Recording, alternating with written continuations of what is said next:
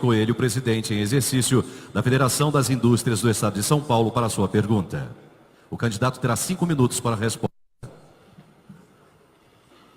Boa tarde, presidente Robson.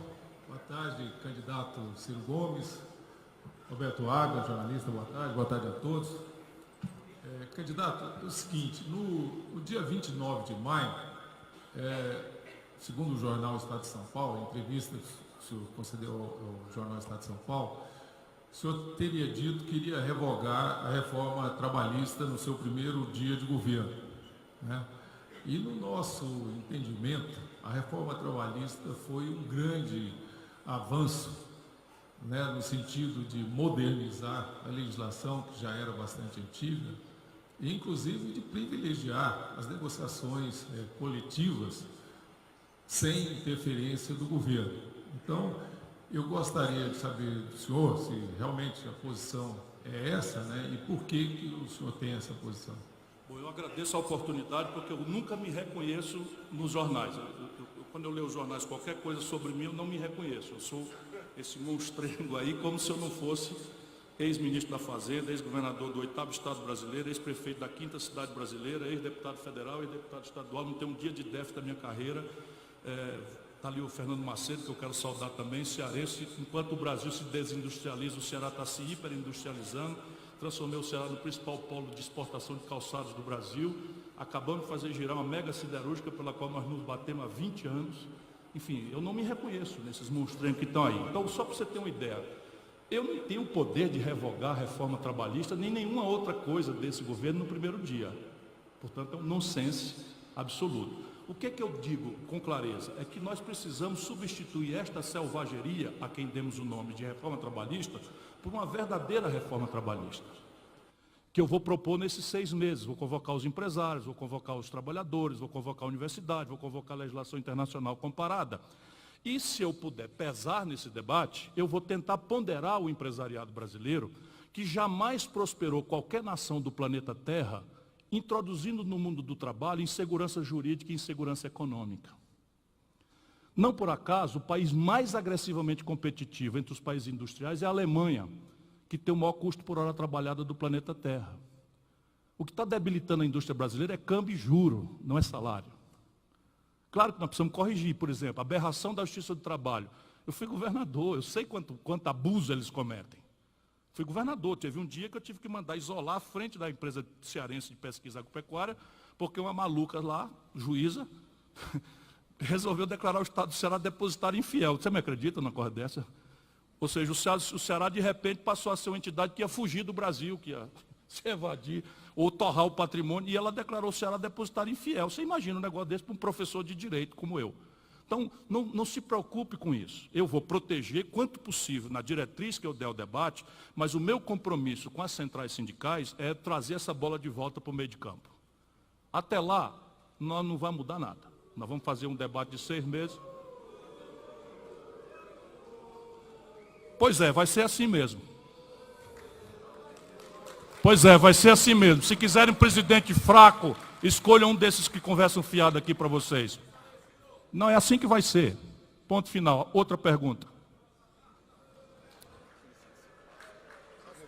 Meu compromisso é com o mundo que produz e trabalha. Vamos para o próximo empresário, a próxima pergunta.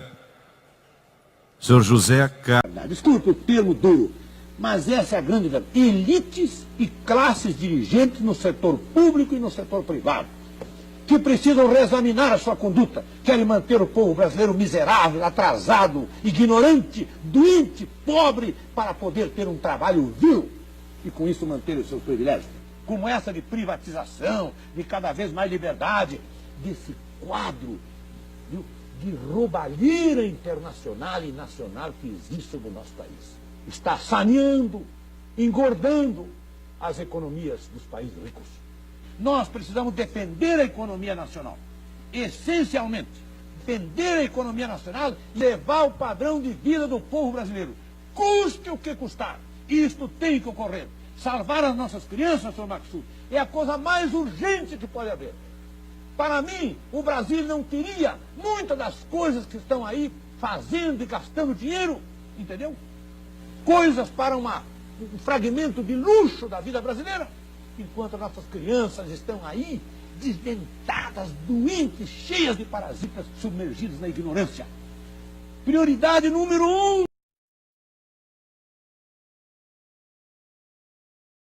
Abrir mão de suas riquezas.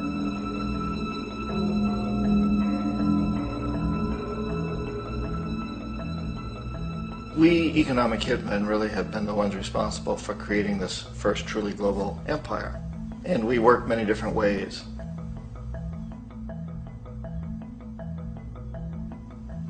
But perhaps the most common is that we will identify a country that has resources our corporations covet, like oil, and then arrange a huge loan to that country from the World Bank or one of its sister organizations.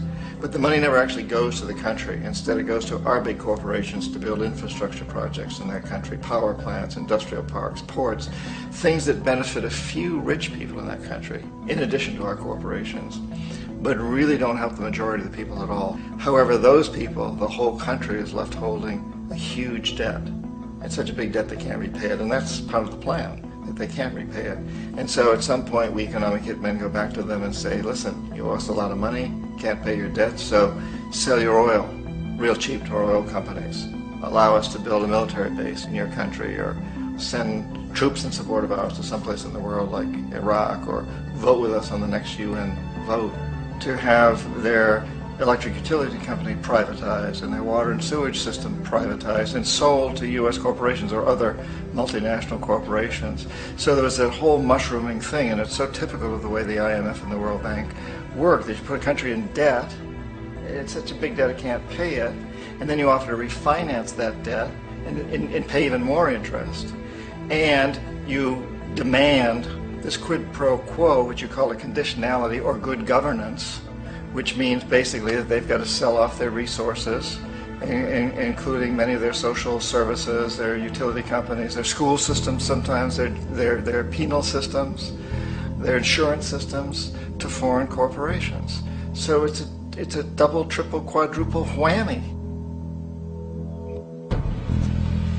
The precedent for economic hitmen really began back in the early 50s when democratically elected Mossadegh, who was elected in Iran, he was considered to be the hope for democracy in the Middle East and around the world. He was Time Magazine's Man of the Year. But one of the things that he'd run on and began to implement was the idea that foreign oil companies needed to pay the Iranian people a lot more for the oil that they were taking out of Iran. The Iranian people should benefit from their own oil. Strange policy. We didn't like that, of course. But we were afraid to do what we normally were doing, which was to send in the military. Instead, we sent in one CIA agent, Kermit Roosevelt, Teddy Roosevelt's relative. And Kermit went in with a few $1 million and was very, very effective and efficient. And in a short amount of time, he managed to get Mossadegh overthrown and brought in the Shah of Iran to replace him, who always was favorable to oil. And it was extremely effective. Mobs overflow Tehran. Army officers shout that Mossadegh has surrendered and his regime as virtual dictator of Iran is ended. Pictures of the Shah are paraded through the streets as sentiment reverses. The Shah is welcomed home. So back here in the United States, in Washington, people looked around and said, wow, that was easy and cheap. So this established a whole new way of manipulating countries, of creating empire. The only problem with Roosevelt was that he was a card-carrying CIA agent, and had he been caught, the ramifications could have been pretty serious. So very quickly at that point, the decision was made to use private consultants to channel the money through the World Bank or the IMF or one of the other such agencies, to bring in people like me who worked for private companies, so that if we got caught, there would be no governmental ramifications.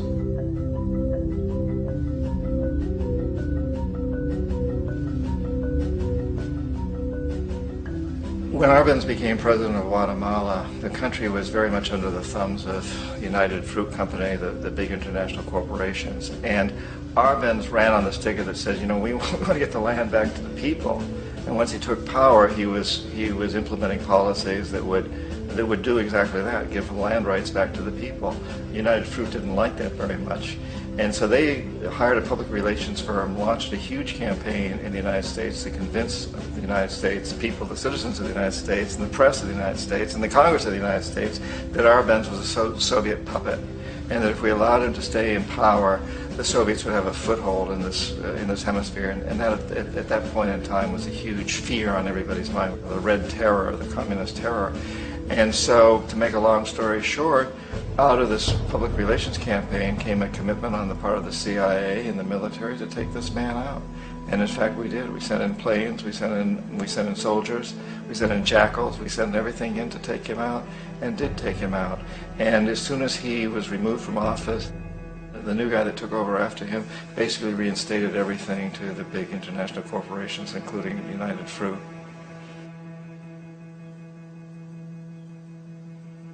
Ecuador for many, many years had been ruled by pro-U.S. dictators, often relatively brutal. Then it was decided that they were going to have a truly democratic election. Jaime Roldos ran for office, and his main goal, he said, as president would be to make sure that Ecuador's resources were used to help the people. And he won, overwhelming, by more votes than anybody had ever won anything in Ecuador. And he began to implement these policies to make sure that the profits from oil went to help the people. Well, we didn't like that in the United States. I was sent down as one of several economic hitmen to change Roldos, to corrupt him, to bring him around, to let him know, okay, you can get very rich, you and your family, if you play our game, but if you continue to try to keep these policies you've promised, you're going to go. He wouldn't listen. He was assassinated. As soon as the plane crashed, the whole area was cordoned off. The only people allowed in were U.S. military from a nearby base and some of the Ecuadorian military. When an investigation was launched, two of the key witnesses died in car accidents before they had a chance to testify. A lot of very, very strange things that went on around the assassination of Jaime Roldos. I, like most people who've really looked at this case, have absolutely no doubt that it was an assassination. And of course, in my position as an economic hitman, I was always expecting something to happen to Jaime, whether it be a coup or assassination, I wasn't sure, but that he would be taken down because he was not being corrupted. He would not allow himself to be corrupted the way we wanted to corrupt him.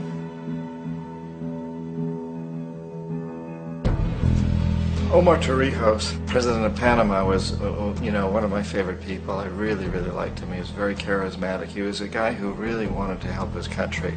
And when I tried to bribe him or corrupt him, he said, look, John, he called me Juanito. He said, look, Juanito, I don't need the money. What I really need is for my country to be treated fairly.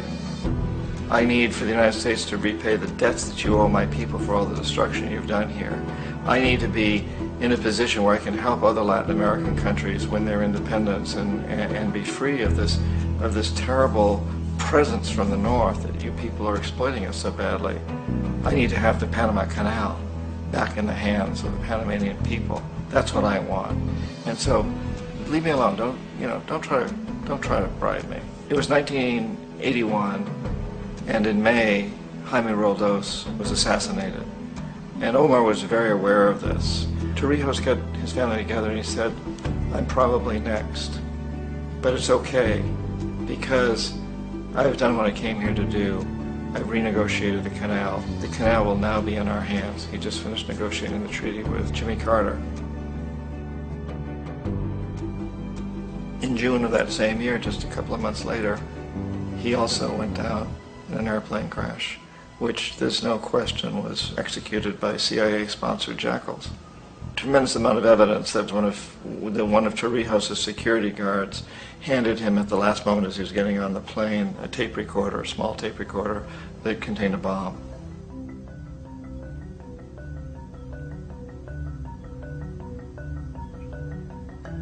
It is interesting to me how this system has continued pretty much the same way for years and years and years, except the economic hitmen have got better and better and better.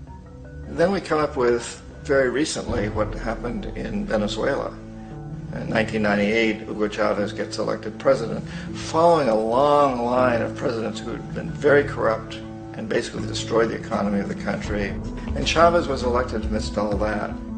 Chavez stood up to the United States And he's done it primarily demanding that Venezuelan oil be used to help the Venezuelan people. Well, we didn't like that in the United States. So in 2002, a coup was staged, which there's no question in my mind, and most other people's minds, that the CIA was behind that coup.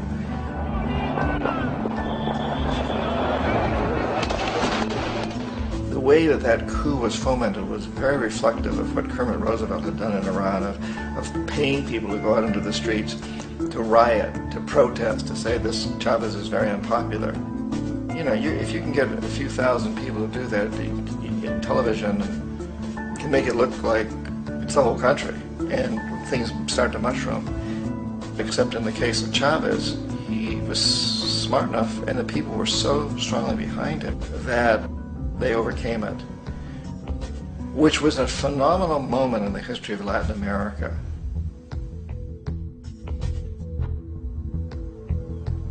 Iraq actually is a perfect example of the way the whole system works. So we economic hitmen are the first line of defense. We go in, we try to corrupt governments and get them to accept these huge loans, which we then use as leverage to basically own them. If we fail, as I failed in Panama with Omar Torrijos and in Ecuador with Jaime Roldos, men who refuse to be corrupted, then the second line of defense is we send in the jackals. And the jackals either overthrow governments or they assassinate.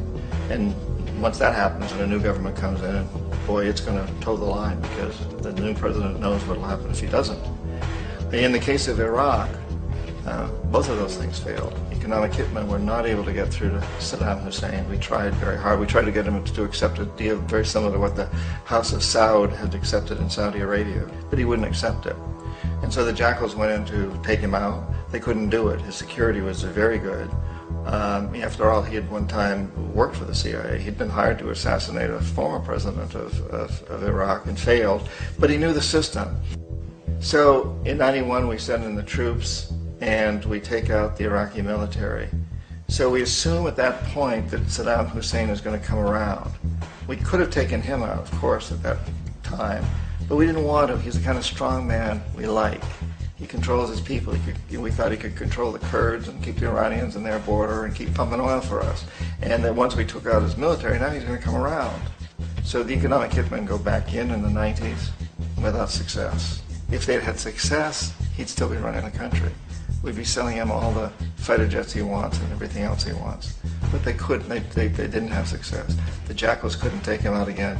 So we sent the military in once again, and this time we did the complete job and took him out, and in the process created for ourselves some very, very lucrative construction deals. We had to reconstruct a country that we'd essentially destroyed, which is a pretty good deal if you own construction companies, big ones. So, Iraq shows the three stages. The economic hitmen failed there, the jackals failed there, and as a final measure, the military goes in. And in that way, we've really created an empire, but we've done it very, very subtly. It's clandestine. All the empires of the past were built on the military, and everybody knew they were building them. So the British knew they were building them, the French, the Germans, the Romans, the Greeks, and they were proud of it. And they always had some excuse, like spreading civilization, spreading some religion, something like that. But they knew they were doing it. We don't. The majority of the people in the United States have no idea that we're living off the benefits of a clandestine empire, that today there's more slavery in the world than ever before. And then you have to ask yourself, well, if it's an empire, then who's the emperor? Obviously, our presidents of the United States are not emperors. An emperor is someone who's not elected, doesn't serve a limited term, and doesn't report to anyone, essentially. So you can't classify our presidents that way. But we do have what I consider to be the equivalent of the emperor, and it's what I call the corporatocracy. The corporatocracy is this group of individuals who run our biggest corporations, and they really act as the emperor of this empire. They control our media, either through direct ownership or advertising. They control most of our politicians because they finance their campaigns, either through their corporations or through personal contributions that come out of the corporations. They're not elected, they don't serve a limited term, they don't report to anybody, And at the very top of the corporatocracy, you really can't tell whether a person's working for a private corporation or the government because they're always moving back and forth. So, you know, you've got a guy who one moment is the president of a big construction company like Halliburton, and the next moment he's vice president of the United States, or the president who is in the oil business. And this is true whether you've got Democrats or Republicans in the office. You have to moving back and forth through the revolving door. And in a way, our government is invisible a lot of the time, and its policies are carried out by our corporations on one level or another. And then again, the policies of the government are basically forged by the corporatocracy and then presented to the government. They become government policies. So it's an incredibly cozy relationship. This isn't a conspiracy theory type of thing. These people don't have to get together and plot to do things. They all basically work under one primary assumption, and that is that they must maximize profits regardless of the social and environmental costs.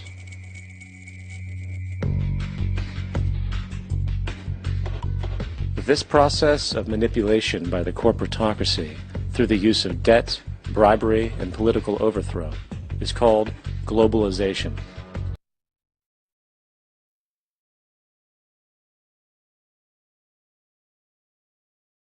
Esse é o momento! Vamos falar a verdade! Já que eles gostam de mentir! Foda-se, Illuminati!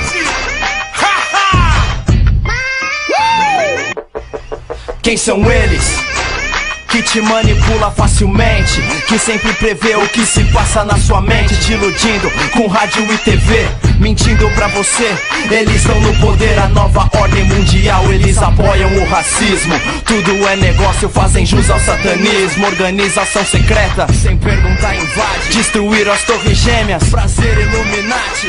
Não é ficção, eles estão bem na sua frente. Não se ilude com os filmes, mano, não tem o Tom Hanks. Mensagem subliminar em todo lugar. Abre o olho, tio. Eles vão te manipular. Quer saber o motivo? Quer saber como tio vou acreditar? Quer saber o motivo? Quer saber como tio eu vou acreditar? Parece loucura, não julgue sem saber. Sexo entre irmão, pra garantir o poder. Globo, Bandeirantes e Record SBT. Preste atenção, o olho tudo vê. Eles odeiam os pretos, fodem a favela. Sua vida não é tão bela, te enganam na novela. Maldita enganação, uma conspiração. Tudo é produto, eles vendem pro cifrão. No dólar cê não vê, pirâmide tá ali. Cuidado com o que vê, eles estão por aí, por aqui. Tão em todo lugar, sabemos que existe impossível de achar. Olha essa dupla, Bush e Satã.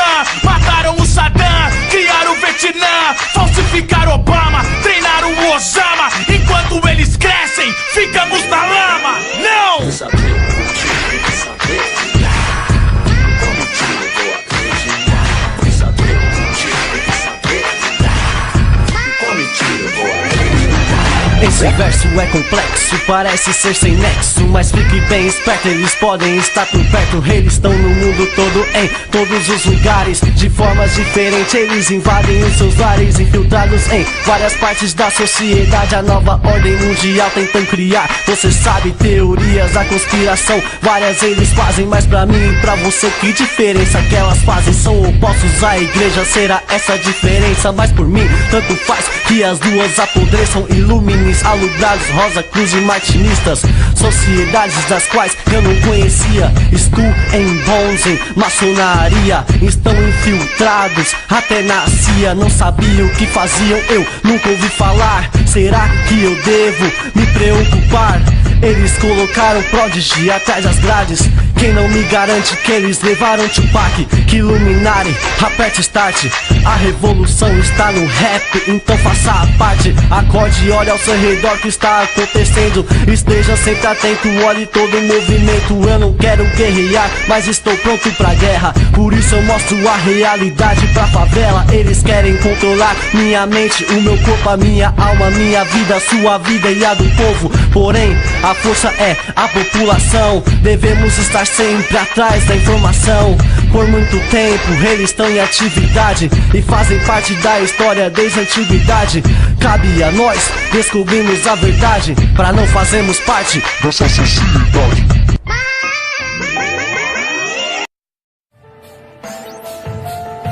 Prepare-se. Diz aí, LDS. Seita satânica, sedenta de sangue, sanguinolenta. Prepare-se pra nova ordem 666. Os senhores do mundo arquitetam um plano pra uma imensa redução de seres humanos.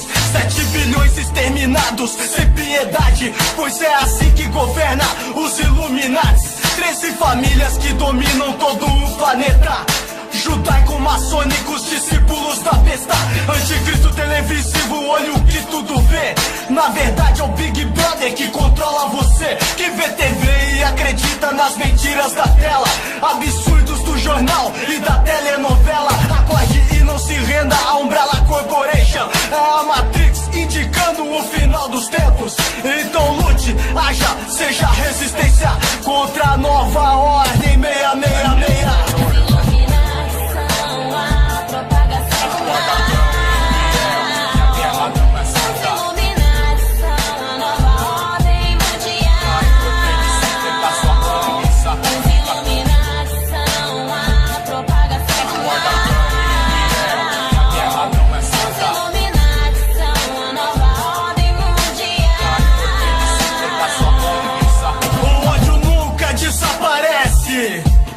Injetado como um soro na veia dos Bilderbergs, grupo esse de empresários ilustres que se reúne anualmente no Bohemian Groove pra louvar Satã, sacrificar animais ou até mesmo crianças em macabros rituais. Sacrificaram milhares no 11 de setembro.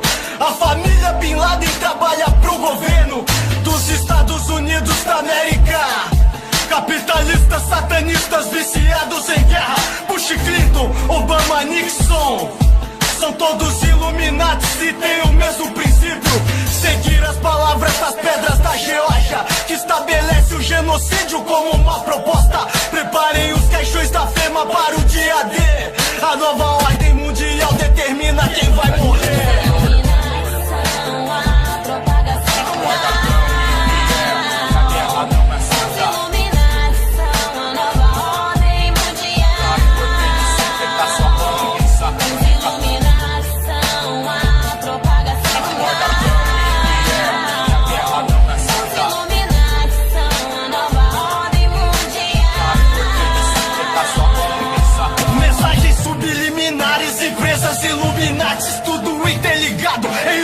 Engrenagem, a da globalização com o aval da mídia, que vende a morte através da indústria alimentícia.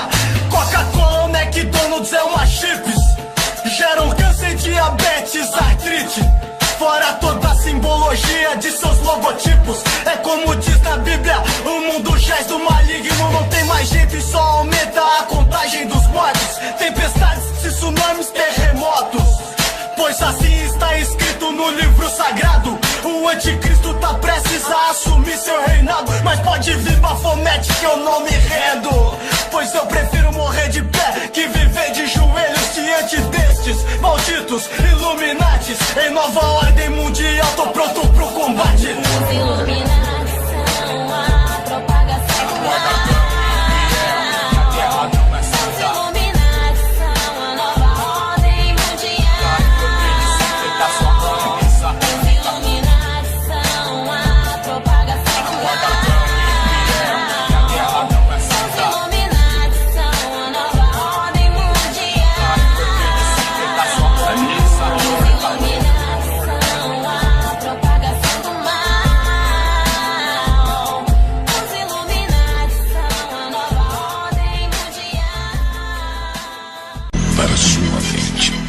Nas passagens da Bíblia o apocalipse é previsto. 2011 vivemos na era do anticristo.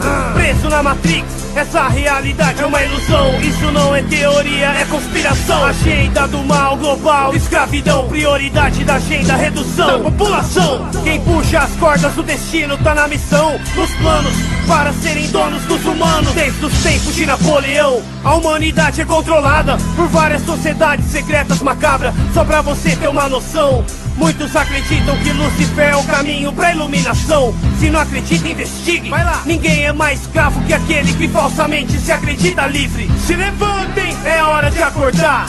O despertar poderá nos libertar. Tá bom, já chega. Não dê ouvidos a ele. Só tem conspirações nessa cabeça. Conspirações não. Conspiração no singular.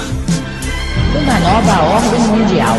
Eles querem nos manipular, nos iludir a aceitar o caminho que irá nos autodestruir. Um só governo mundial, irmão, anota aí. Eles nos irão propor quando o mundo sucumbir. O mundo é conquistado, passo a passo. É o pentagrama invertido, é a pirâmide e o compasso. O mal no coração dos humanos é uma peste. Foda-se os Illuminati e o grão-mestre. 11 de setembro, primeiro grande passo pra conseguir petróleo e conquistar mais um pedaço. Ei, mais uma vez a profecia se cumprindo. É o governo americano por trás do sacrifício humano. E um detalhe do plano, anjos caindo, culparam os muçulmanos e dividiram o planeta. É o capeta por trás do capitalismo. É a minoria empurrando a maioria pro abismo. Os senhores do mundo levam a sério o ocultismo. Rituais sinistros, satanismo, controle mental, terrorismo psicológico. Alerta vermelho pra um ataque biológico. Se preparem para um evento catastrófico. A arma secreta já foi testada no Haiti. Tecnologia HARP, provocando terremotos e tsunamis. Não importa qual será a nossa etnia ou crença, o povo está sentenciado a ser infectado. E as vacinas prejudicam mais que a própria doença. Eu que não quero ser vacinado, não. Eles controlam a circulação do vírus. O futuro da nossa família está ameaçado. Gripe aviária, gripe suína, criada em laboratório, bactéria assassina. Terceira guerra mundial cada vez mais se aproxima. E a bomba é 20 vezes mais forte que a de Hiroshima. Desastres combinados afetam a opinião pública. Muitos se alistam pra guerra, é morte súbita. Codex alimentares, veneno no alimento, fluoreto na água potável, bilhões morrendo. Sobreviventes sem atendimento, subversivos presos pela polícia no pensamento. Eles querem nos manipular, nos iludir a aceitar o caminho que irá nos autodestruir. Um só governo mundial, irmão, anota aí. Eles nos irão propor quando o mundo sucumbir. O mundo é conquistado, passo a passo. É o pentagrama invertido, é a pirâmide e o compasso. O mal no coração dos humanos é uma peste. Foda-se os Illuminati e o grão-mestre. Ordem através do caos, praticado mal. Dividir pra conquistar, o demônio é o general. Primeiro o poder dos pesadelos aprisiona. Depois a falsa esperança nos engana. W. Bush e depois Barack Obama. Maldita hipnose em massa que nos condiciona ao caminho da degradação, da destruição. Eles não dão a mínima pra gente. Eles controlam até nossa presidente. Eles criaram um sistema incrivelmente doente. Eles criaram um inimigo inexistente. Eles têm medo da mídia independente.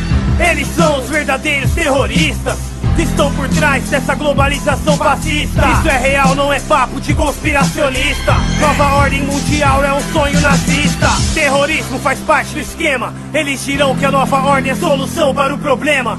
Mundo unificado, poder centralizado. Pra nossa segurança tudo será vigiado.